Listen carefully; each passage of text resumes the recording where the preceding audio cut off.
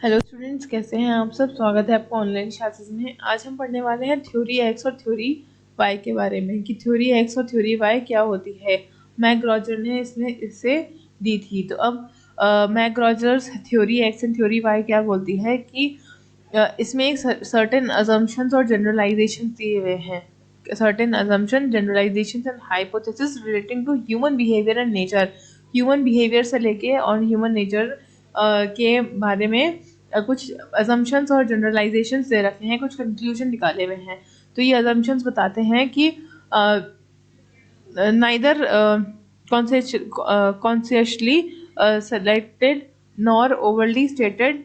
However, these serve the purpose of the predicting human behavior. The basic assumptions of the human behavior may differ from considerably because of the complexity of the factor influencing this behavior. अब ये सब आप पहले से आप predict नहीं कर सकते कि किसका क्या बिहेवियर होगा। इन्फ्लुएंस, सबका अलग अलग बिहेवियर होता है और हर सिचुएशन में इंसान अलग तरीके से रिएक्ट करता है। तो मैक रॉजर ने क्या बोला कि has characterised the assumptions of the two opposite points X and Y. Theory X और थ्योरी वाई दो ली। एक तो थ्योरी एक्स ली और एक थ्योरी वाई ली। तो theory x is a traditional theory, ये तो थी ट्रेडिशनल थ्योरी, और ये वाली थी मॉडर्न थ्योरी। तो ट्रेडिशनल थ्योरी क्या बोलता है कि इसके असम्पशंस क्या थे कि management is responsible for the elements of the productive like money, material, equipment, management जितने भी ये चीज़ें हैं इकोनॉमिक इंटरेस्ट से रिलेटेड, जो मनी, पैसा हो गया, मटेरियल हो गया, एक कंपनी में इक्विपमेंट लग रहे हैं, वो सब मैनेजमेंट की रिस्पॉन्सिबिलिटी होगी। तो फिर सेकंड बोलता है ये with respect to the people the process of directing their efforts, motivating them, उनको मोटिवेट करना, उनको कंट्रोल करना, उनको मॉडिफाई करना, सारा ऑर्गेनाइजेशन में जो भी चल रहा है वो मैनेजमेंट का भरोसे है। Without any active intervention by the management, जब तक कि मैनेजमेंट एक्टिवली ही इंटरवीन नहीं कर लेती है, मतलब बीच में ना पड़ जाती, people would be passive resistant to organisational need. मतलब कि आप उसने ये देखा कि जब तक कि मैनेजमेंट आपके पीछे लग के नहीं पड़ती, जब तक कि आप एक मैनेजमेंट की नीड्स को आप नॉर्मल तरीके से लेते हैं, they must be persuaded, rewarded, punished, controlled. अगर इंसान अच्छा काम कर रहा है तो रिवॉर्ड करो, बुरा कर रहा है तो पनिश करो। ये सारे काम होने चाहिए ऑर्गेनाइजेशन में। कंट्रोल होना चाहिए, परसुएशन होना चाहिए, डायरेक्शन होना चाहिए, ये सब काम होने चाहिए। मैनेजमेंट का काम है ये सब चीज़ें देखना। We often sum it up with saying that the management consist by getting the things done with the people. Management क्या करता है, अपना सारा काम लोगों से कराने की कोशिश करता है। तो ये आप सब चीज़ों का ध्यान रखना पड़ता है। Average man is by nature indolent, he works as a little as possible. By nature इंसान सब कम से कम काम करना चाहता है, ज़्यादा काम कोई भी नहीं करना चाहता। Sorry. He lack ambitions and dislike responsibilities. कम से कम रिस्पॉन्सिबिलिटीज लेना चाहता है अपने माथे पे, कम से कम काम करना चाहता है, कम से कम वो चाहता है कि वो चीज़ों में इन्वॉल्व हो। He is by nature resistance to change, वो बार बार हर चीज़ में चेंज लाना पसंद नहीं करता। He is gullible, not very bright, ज़्यादा ज़्यादा दिमाग नहीं लगाता, ज़्यादा मेहनती नहीं है। ये सब बाय डिफ़ॉल्ट हम मान के चलते हैं। ये एक ऑर्गेनाइजेशन में होता है, उनको पुश करना पड़ता है, मोटिवेट करना पड़ता है, इंसेंटिव्स देने पड़ते हैं, तब जाके उनके अंदर की क्वालिटीज़ निकल के बाहर आती है। तो last 5 assumptions deal with the human nature. ये ह्यूमन नेचर से डील करते हैं। लास्ट 5 जो हमने देखे अभी, कि वो कम काम करना चाहता है, रिस्पॉन्सिबिलिटी नहीं चाहता, चेंज नहीं चाहता। And first 3 are managerial action. अब पहले जो 3 देखे थे वो मैनेजर के थे। And these assumptions about human natures are negative in the approach। ये नेगेटिव अप्रोच से देखे गए assumptions हैं, क्योंकि ऑर्गेनाइजेशनल प्रोसेस में ये डेवलपमेंट को रोकने का काम करते हैं। तो manager subscribing these views and the human nature attempt to structure, control and closely supervise. अब इन सब चीज़ों को सुपरवाइज करने की बहुत ज़्यादा ज़रूरत होती है। ठीक है, तो मैक रॉजर्स क्या मानते हैं कि जो असम्पशन है ह्यूमन नेचर के, that has been not change drastically, अभी तक ड्रास्टिकल चेंज नहीं आया है, अभी तक वैसे के वैसे ही है, क्योंकि एक बेसिक ह्यूमन नेचर हमेशा सेम ही रहेगा, आप चाहे कितना ही कोशिश कर लें। अब ये तो था ट्रेडिशनल थ्योरी, लेकिन अब आया है थ्योरी वाई। तो the assumption of the theory Y, sorry, the assumption of the theory Y are described by the Mac Rogers in the following word। अब थ्योरी Y में उसने क्या बोला कि expenditure of the physical and mental efforts in the work is natural as play और rest. अब ये बोल रहा है कि the average human being does not inheritedly dislike work. हम पैदाइशी काम को नापसंद करने वाले लोग नहीं होते।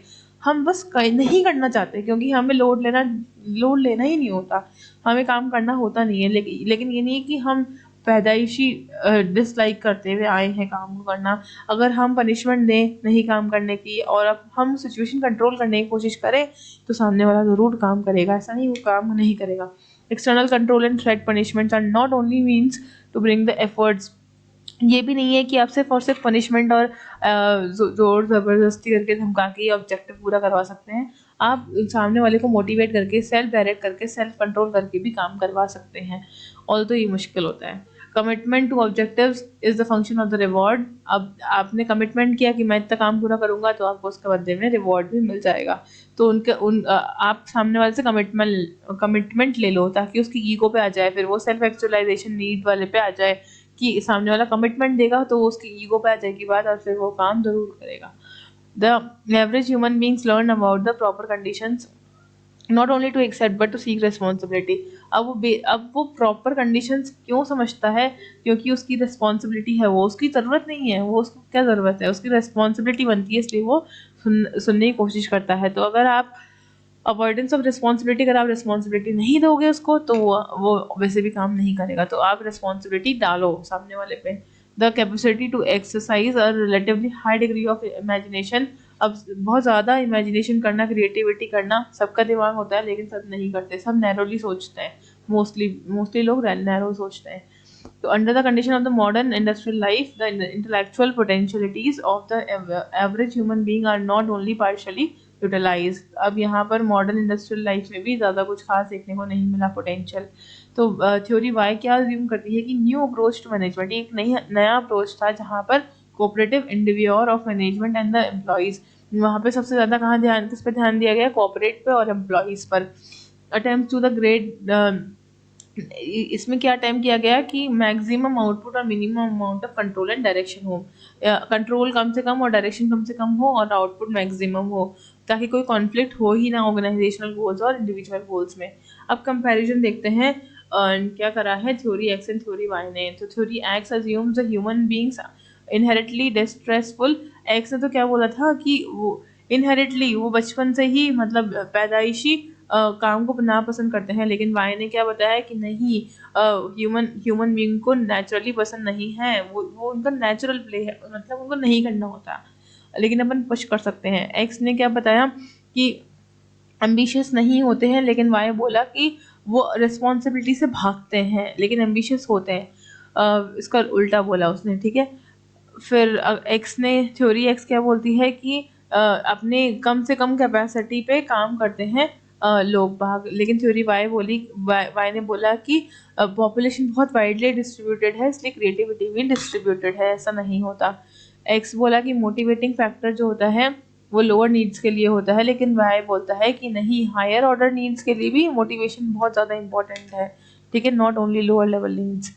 फिर थ्योरी एक्स बोलती है कि सेल्फ मोटिवेशन की कमी होती है इंसान में, and it required external control and closely supervise by the maximum output. अब सुपरविजन की ज़रूरत होती है एक इंसान को, क्योंकि बहुत कमी होती है सेल्फ मोटिवेशन की। अब थ्योरी वाई क्या बोलता है कि लोग सेल्फ डायरेक्टेड और सेल्फ क्रिएटिव और सेल्फ कंट्रोलेबल होते हैं।